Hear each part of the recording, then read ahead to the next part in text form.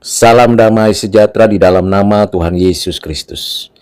Firman Tuhan malam ini untuk kita renungkan dan kita refleksikan dalam kehidupan kita sebagai orang Kristen dari surat Yakobus pasal 2 ayat 13.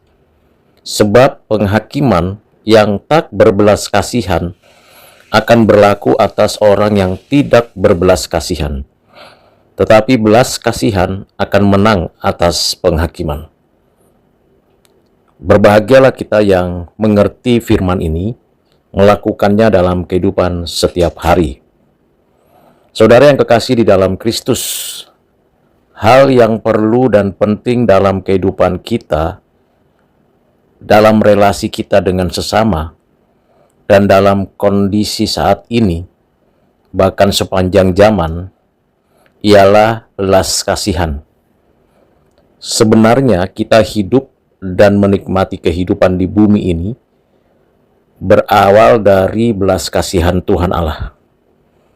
Memang kita diciptakan, dipelihara, dan mendapatkan segala berkat pemberian dari Tuhan Allah melalui berbagai sarana yang Tuhan berikan. Berbagai segala hal yang bisa kita raih.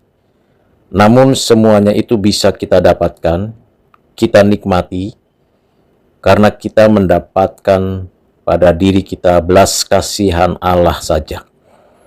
Kalau kita bayangkan dan kita urutkan dalam bagian-bagian hidup kita sejak dilahirkan sampai saat ini, kita menyadari dan menemukan adanya ketidakberesan dalam hidup kita. Kita memang pantas dan layak menerima penghukuman dari Tuhan. Selain kita berbuat jahat kepada sesama, kita tidak peduli dengan kemurahan hati Tuhan, rasa syukur atas berkat-Nya, bahkan kita menuntut lebih. Bahkan sering kita mengabaikan Tuhan, kebenaran-Nya, kasih-Nya. Dalam kondisi seperti itu, kita bisa menikmati hidup sampai saat ini sesungguhnya karena belas kasihan Tuhan. Namun, dalam kehidupan kita yang nyata-nyata, dalam hubungan dengan banyak orang, dalam relasi dengan kehidupan sehari-hari kita juga mendapati keadaan kita yang penuh dengan ketidakadaan belas kasihan. Kita begitu kejam, begitu menakutkan dan begitu mengerikan menghadapi orang lain. Tanpa pengampunan, tanpa belas kasihan, menjatuhkan penghukuman kepada orang lain karena tersinggung, tersingkirkan, tidak dapat sesuatu yang memuaskan diri, sehingga kita memakai ukuran kita sebagai dasar hukum dan menjadikan kita sebagai kekuatan untuk menghancurkan orang lain.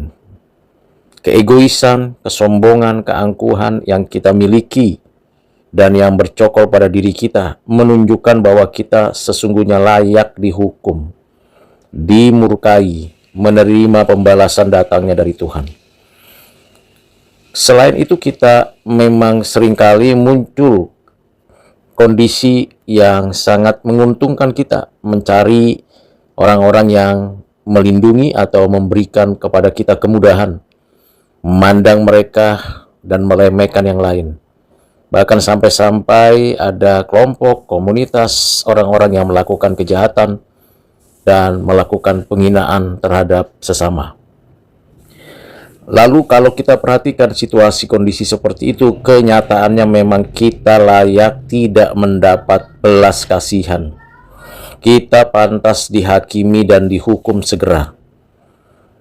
Akan tetapi di dalam kasih dan anugerah Tuhan, di dalam belas kasihan Tuhan, di dalam kemurahan hati-Nya, dalam keadaan yang masih berdosa, Tuhan telah menyatakan kasih-Nya, menjadikan kita orang-orang tebusan-Nya di dalam Kristus. Dengan kemurahan hati-Nya, kita mendapatkan belas kasihan. Karena kita mendapatkan belas kasihan, maka kita hidup dalam kemenangan, dan kita tidak menerima penghakiman dan penghukuman. Namun bagi mereka yang terus keras kepala, terus mengeraskan hati, bahkan terus bertindak jahat terhadap sesama, tentunya bagi mereka yang terus melakukan kejahatan-kejahatan seperti itu, tidak lagi mendapat belas kasihan. Ada batasnya, ada waktunya penghukuman datangnya dari Tuhan atas mereka yang tidak pernah memiliki hati berbelas kasihan. Kita seharusnya menyadari hal tersebut. Kalau kita bisa mendapatkan belas kasihan dan berkemenangan atas penghakiman sehingga tidak dihukum, semata-mata karena anugerah Tuhan Allah saja, bukan karena kita pantas layak mendapat belas kasihan dari Tuhan Allah. Tetapi karena di dalam anugerahnya, kasih-Nya memenuhi hati kita di dalam dan melalui Kristus, belas kasihan Allah di dalam Kristus yang diterapkan oleh Roh Kudus di dalam hidup kita secara total, itulah yang membentuk memperlengkapi kita berbelas kasihan kepada orang lain dan bertobat. Sehingga kita tidak lagi melakukan hal yang jahat seperti kita di masa lalu, dan kita tidak mau lagi hidup melakukan penghinaan dan sesuatu yang jahat terhadap sesama. Karena itu saudara yang kekasih di dalam Kristus, mari kita memiliki satu kehidupan yang bersyukur karena belas kasihan Tuhan. Mari kita betul-betul menerapkan belas kasihan kepada sesama seperti Allah di dalam Kristus menerapkan belas kasihan-Nya kepada kita. Bagaimana caranya? Tentu yang pertama, kita sungguh-sungguh bersyukur, berterima kasih atas belas kasihan Tuhan. Senantiasa kita berbuat baik, tanpa ada satupun hukum Tuhan yang kita abaikan, dan terus berjuang mematikan dosa, melakukan yang benar, dan mengerjakan tanggung jawab kita dimanapun dan kapanpun. Dengan demikian, belas kasihan yang Tuhan penuhi dalam hidup kita akan memerdekakan kita dan memerdekakan orang lain, sehingga kita tidak berada dalam penghakiman dan penghukuman. Saudara yang kekasih dalam Kristus, pada bagian inilah Yakobus mengingatkan kita sebagai orang Kristen. Kita yang tadinya dihakimi, dihukum karena tidak berbelas kasihan kepada sesama, sekarang kita ada di dalam kemenangan, tidak lagi dalam penghakiman penghukuman Allah. Kita mendapatkan belas kasihan.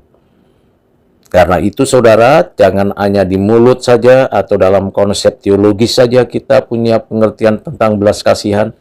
Mari kita tunjukkan belas kasihan itu kepada sesama dengan menolong, membantu, menyatakan kasih Kristus di dalam hidup kita. Kiranya renungan yang singkat dari bagian ayat ini menolong kita, memampukan kita menjadi saksi Kristus yang hidup dan yang menghidupkan. Tuhan Yesus memberkati kita sekalian. Amin.